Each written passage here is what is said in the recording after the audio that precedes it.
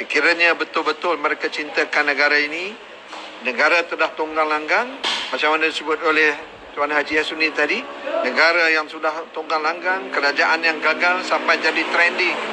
Kerajaan gagal itu jadi trending di Twitter. Jadi saya berharap bahawa ahli UMNO dan ahli PAS mesti bertindak dengan jelas, dengan tegas bahawa pemimpin mereka mesti membuat keputusan untuk rakyat dan negara. Ya, ya. Kalau masih lagi dindong, ni Sampai bila nak selesai? Sampai bila nak selesai? Hutang sampai saat ini tahun 2021 ni 2021 ini setakat ini 4 bulan ni dah Pak Din, Ya, ya. sudah 75 bilion. Setiap bulan kurang lebih dalam 15 ke 22, 30 dia punya hutang. Tuan-tuan bayangkan, kalau kata average 20 bilion sebulan hutang, kalau kita biarkan lagi, darurat ni tambah lagi contohnya, sampai akhir tahun, bermakna, tuan-tuan cuba bayangkan, kalau 20 bilion kali dengan 6 bulan, kali dengan 8 bulan, 160 bilion. Semalam kita dah cakap, siapa nak bayar orang? Sampai cuci cicit tak habis. Sampai cuci cicit. Oh, mereka senang lah. Cuci tangan. Udah dapat kemewahan. Dah dapat segala macamnya apa. Walaupun 20 berapa bulan ini. Setahun lebih. Tetapi rakyat yang akhirnya tanggung. Ini yang kita rasa kecewa.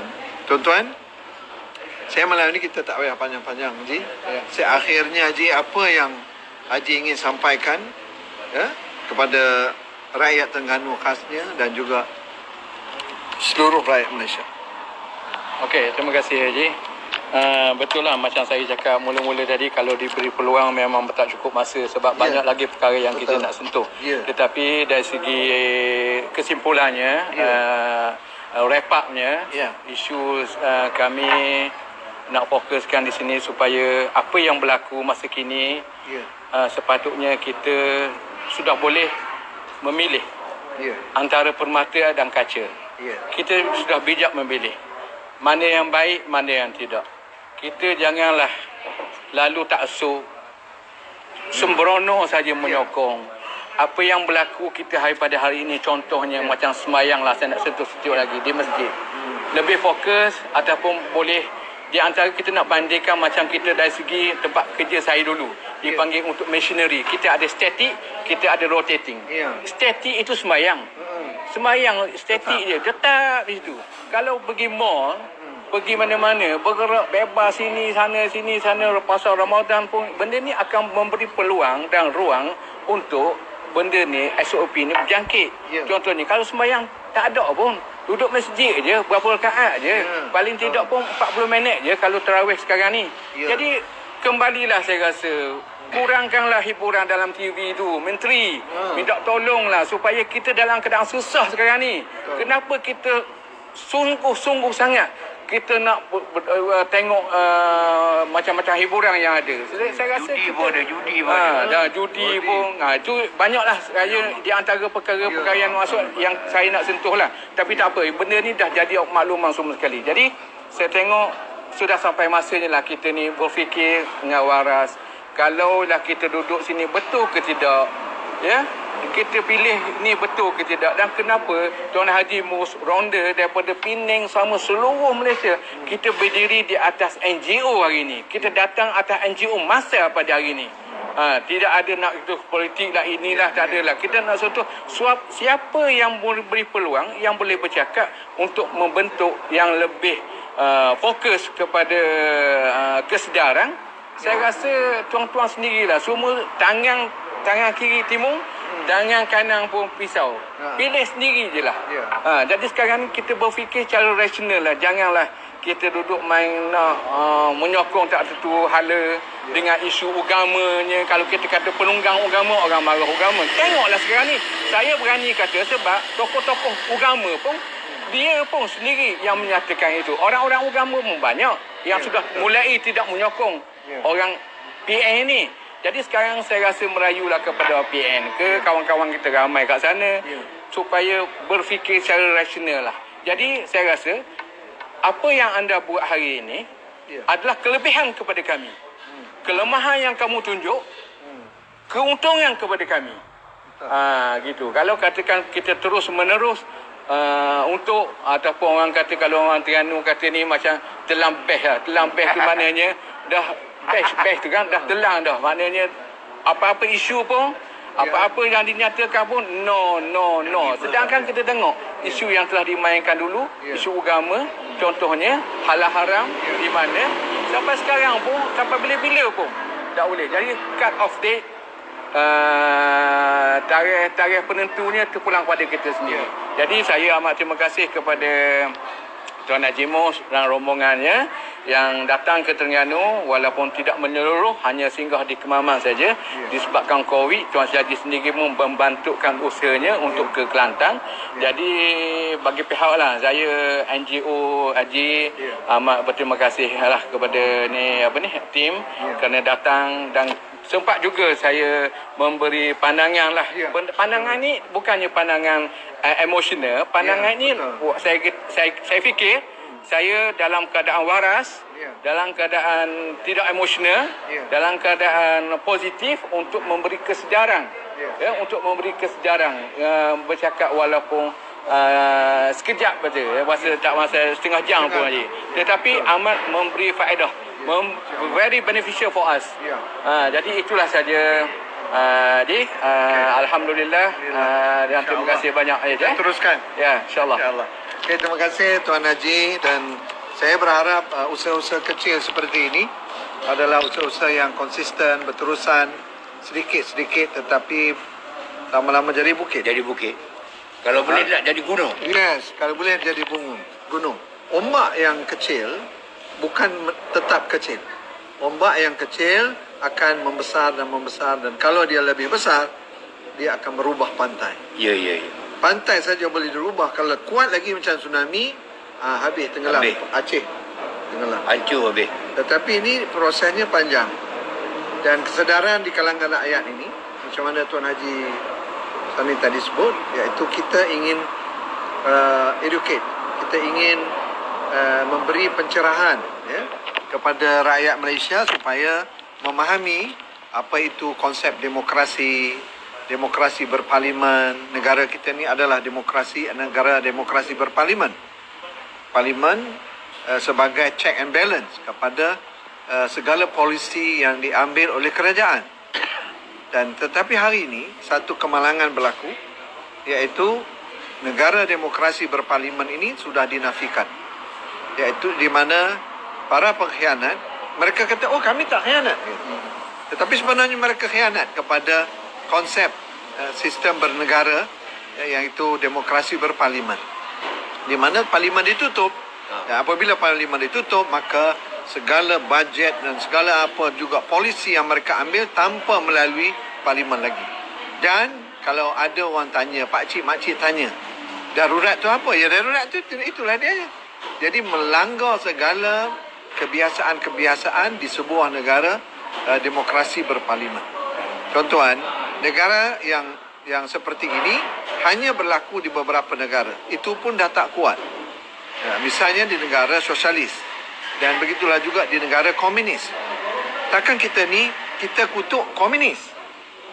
Para pejuang kita mempertahankan nyawa mereka, mempertaruhkan nyawa mereka untuk mempertahankan negara, dan mengangkat hasilnya adalah kita merdeka dan mempertahankan sistem demokrasi berparlimen. Tiba-tiba ada sebuah kerajaan tebuk atap cuba melanggar segala ini dan paksa rakyat pula patuh kepada sebuah ordinan darurat. Ini sebenarnya sangat-sangat keliru dan sebenarnya tidak masuk akal. Jadi tuan-tuan, pakcik, makcik sekalian di kampung dan mana-mana pun, kalau kita sebut hal ini, bukan bermakna kita sebut kita nak langgar saja. Ada orang kata kita nak langgar saja. Tak betul lah. Sebab yang sama aja, dia dua. Satu, demokrasi berparlimen, dan raja berperlembagaan. Dia mesti seiring. Dia tak boleh pecah satu. Selagi negara itu berpegang kepada prinsip demokrasi berparlimen, maka dia mesti berpegang kepada sistem raja berperlembagaan. Perlembagaan paling atas. Segala macam perbentukannya bernegara itu ditentukan oleh perlembagaan. Hari ini tuan-tuan, perlembagaan ditendang, raja ditendang, apa semua ditendang. Lepas tu apa? Dia kata, oh kami prihatin. Ini salah. Ya, jadi ini yang kita nak bagi. Edukasi ini kita kena sampaikan setiap malam ni. Biar masuk betul-betul. Kalau kita nak tanam keyakinan, kefahaman ini, mesti selalu berterusan. Macam basuh juga ni, Banding. Basuh kain kalau sekali tak cukup. Taruh lagi kalau sampai betul-betul dia bersih, otak rakyat kita ni faham, oh ini demokrasi. Oh ini dia makna sistem beraja. Ini. Tapi hari ni dah macam itulah. Jadi tuan-tuan, akhirnya Pak Din apa nak disampaikan? Yang rosak raja ni kadang Tum ada lah ni, yang rosak raja ni.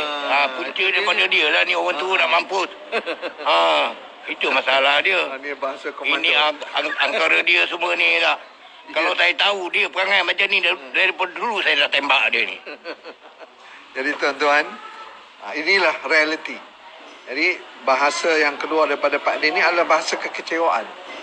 Yang mempertaruhkan nyawa mereka, menggadaikan segala yalah, kita bayanglah Zee, kadang-kadang kita terfikir kita relax dengan air condition kita, dengan apa, tapi para tentera kita ni korbankan sama sekali Pak Din, hujan ke apa, ribut, Masya Allah, malam semua duduk lautan. Sebab itu selama 10 tahun berkhidmat dalam tentera, tak pernah balik raya kampung. Ya Allah, itu dia.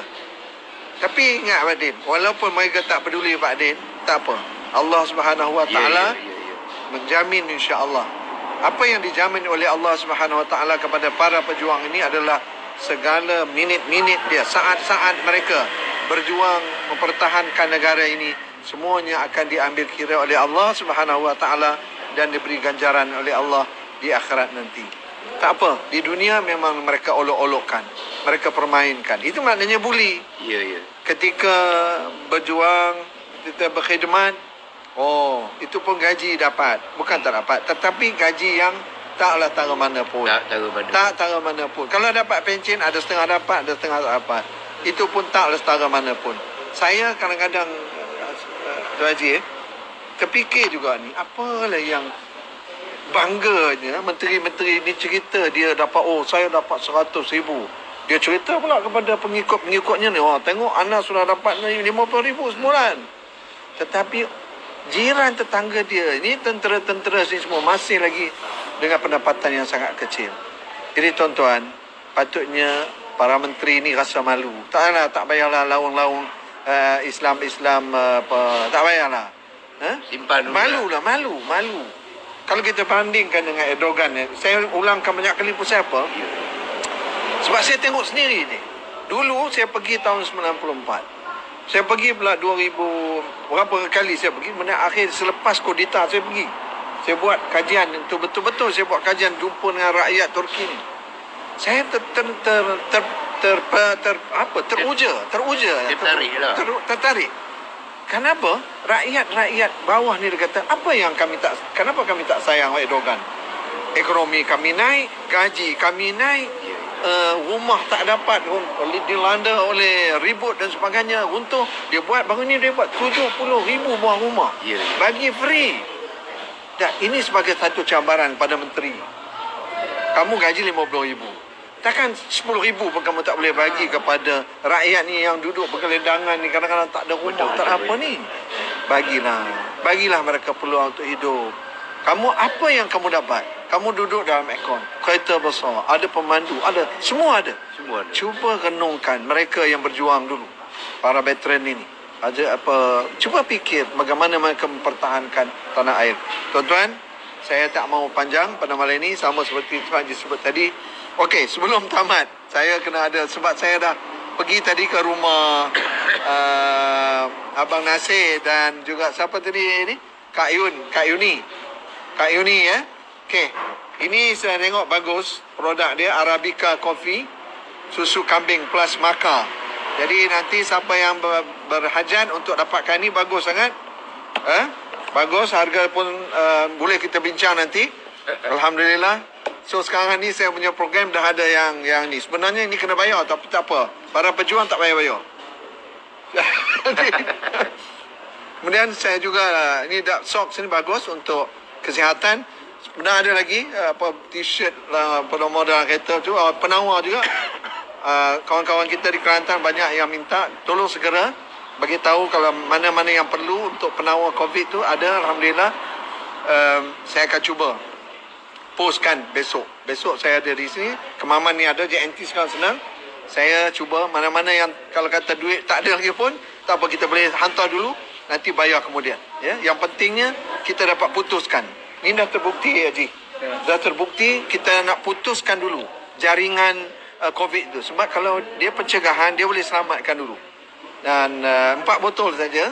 Dan dia makan 1 botol dan 1 bulan, seminggu makan botol kedua, 3 dan 4. Lepas tu dia boleh cover untuk 4 bulan. Jadi tak apa kalau katakan saya susah sangat ni apa semua, tak apa. Bagi aja alamat, kita hantar dulu. Duit kemudian, insya-Allah. Yang pentingnya kita putuskan. Sebab kalau dah berat macam ni, dah masjid tutup, lepas tu dah takut, tak tentu hala. Sebab apa? Apa untungnya menakut-nakutkan rakyat ni? Saya pun kadang tak faham juga. Tiba-tiba bila Mahathir kata orang Melayu marah, dah timbul pula. Walau bagaimanapun, Mahathir cakap, Mahathir dia duduk depan parlimen, ada depan istana, dia kata sekarang ni orang Melayu dah marah. Memang Melayu marah, bukan Melayu saja. Semua bangsa marah. Yalah, Rakyat Malaysia ni dah marah. Masalahnya bukan Melayu marah pada raja. Ya, betul. Marah pada kerajaan yang ada. Yes, betul. Dan ini tuan-tuan ambillah kesempatan.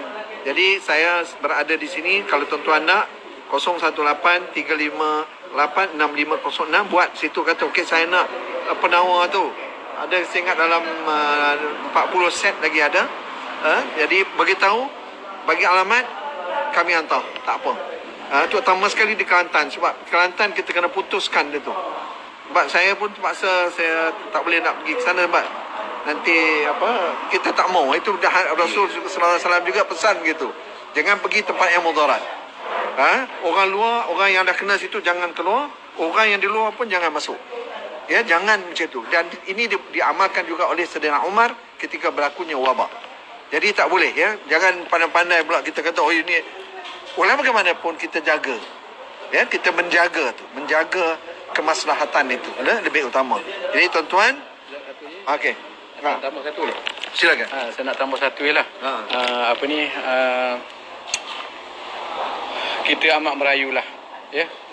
Kita tahu gaji menteri sampai ratusan ribu. Betul. Salah satu menteri itu ratusan ribu, 100 lebih, 80.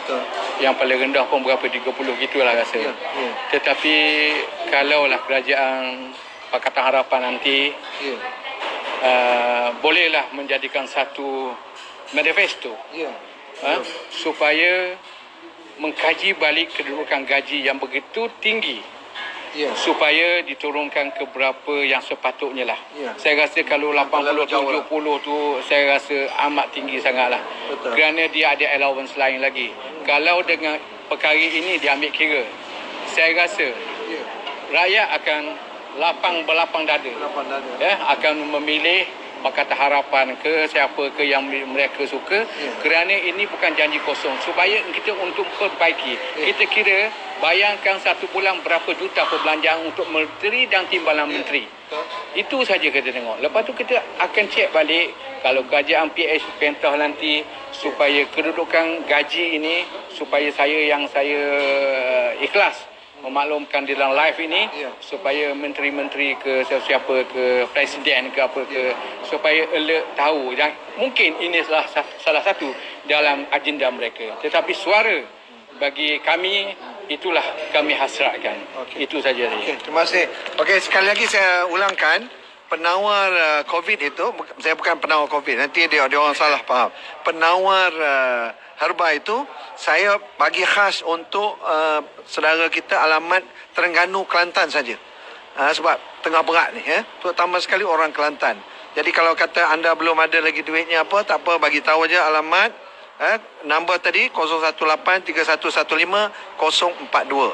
Satu lagi tadi 358-08 juga 358-6506. Jadi kalau ada pakcik kadang ada juga